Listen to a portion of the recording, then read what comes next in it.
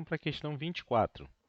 A figura abaixo mostra um raio I de luz monocromática que, propagando-se no ar, incide radialmente na superfície circular de um semicírculo de vidro transparente. Aí temos a figura aí, né? Ao penetrar no semicírculo, a luz é parcialmente refletida na superfície plana interna, raio R, e parcialmente refratada para o ar. O raio Rzinho ali, né, refletido, ao atingir a superfície circular, também emerge para o ar. Entre os raios representados na figura acima, quais deles melhor representam respectivamente os raios refratados aqui, né? Então, raios refratados na superfície, raios refratados na superfície plana e na superfície circular, tá ok? Então vamos lá. Aqui, ó, então inicialmente a gente tem o raio I, né? Ele vem aqui mais ou menos e toca a superfície plana, né? E a gente quer primeiro o raio refratado, né, na superfície plana aqui. Então, refratado é o que? O raio ele vai passar para o outro lado, né, para o outro meio e vai ser desviado, né? É, o- os raios refletidos, né, eles batem e voltam para o meio. O raio refratado ele bate e desvia, né? Então aqui, o que que acontece nessa primeira situação? Então vamos ver o raio refratado. Então ele passou do vidro, né, que a superfície do semicilindro aqui, né, do semicilindro ele é um vidro, né, e em volta dele está o ar, né? Então aqui nessa região interna aqui, nessa região interna, então aqui, né, tudo isso aqui dentro é vidro. Né? Do lado de fora, né, aqui a gente tem o ar, ok? Então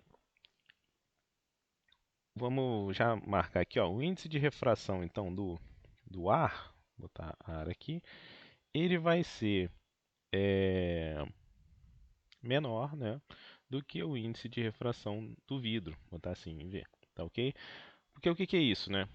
O raio aqui, ele vem do ar, entra no vidro e nessa situação aqui na parte plana, ele vai aqui é o meio de é a linha de separação, né, que é uma região plana. Para cima é o vidro e para baixo aqui o ar, né?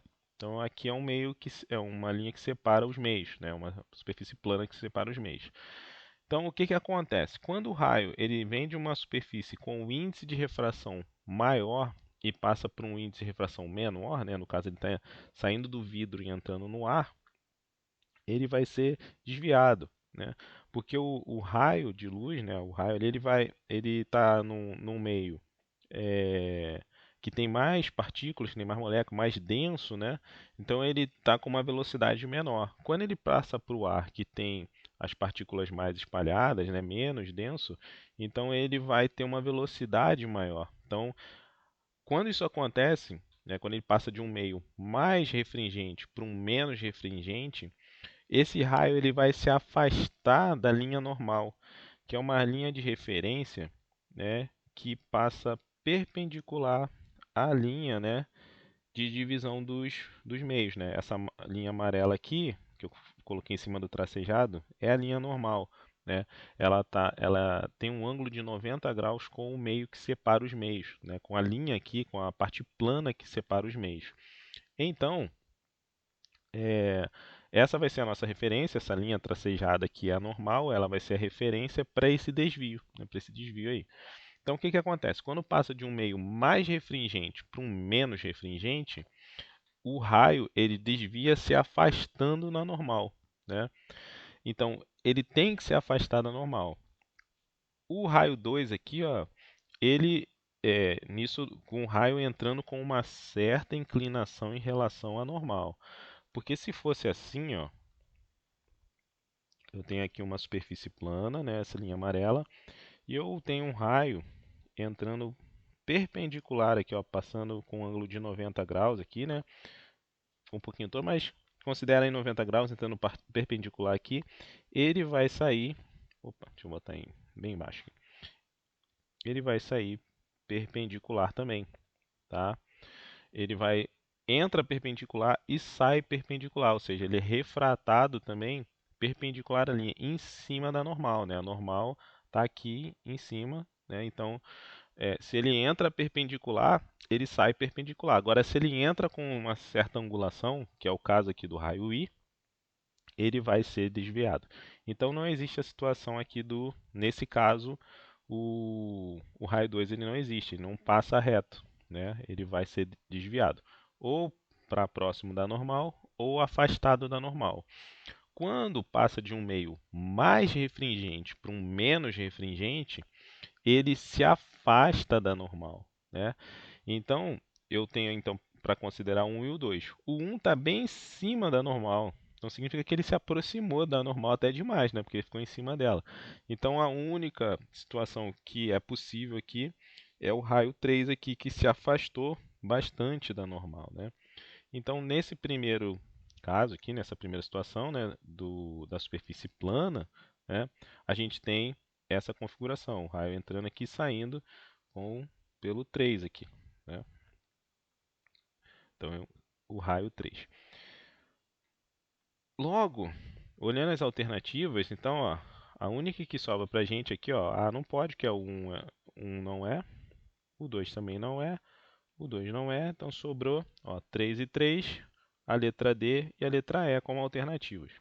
Então vamos ver agora ele passando aqui, ó, pela superfície da superfície circular aqui, ó. Então olha só, nesse caso aqui, ó, o raio R ele está sendo refletido, né? Ele vai chegar na superfície circular aqui e ele vai ser refratado, né? Ele vai passar para o outro meio, né? O que que acontece aqui, ó?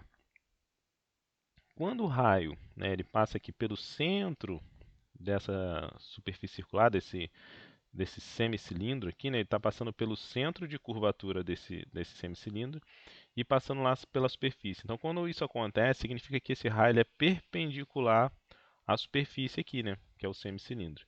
E a reta normal, ela é o quê?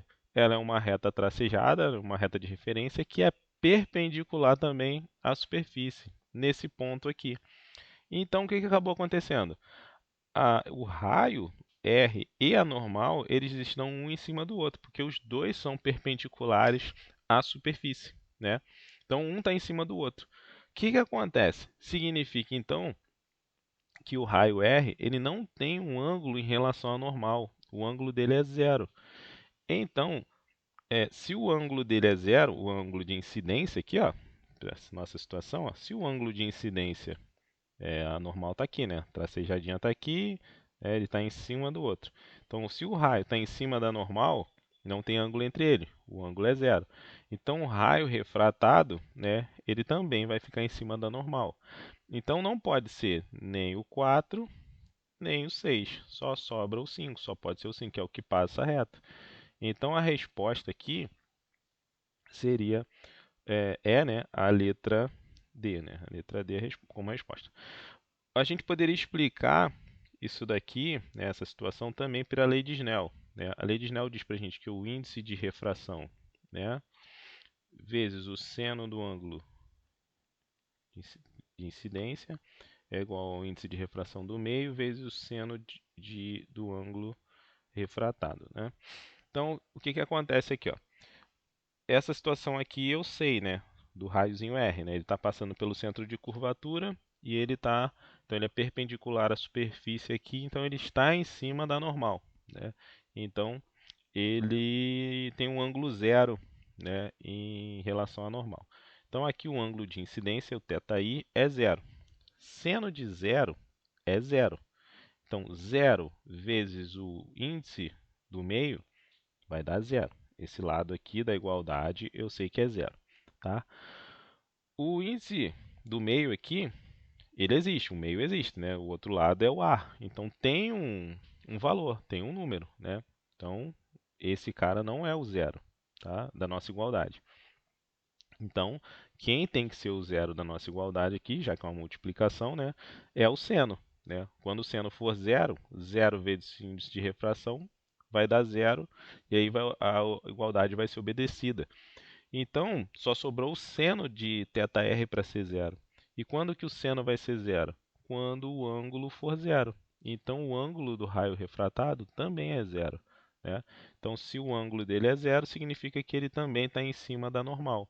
Então, se aqui for zero, zero vezes o índice zero, zero igual a zero.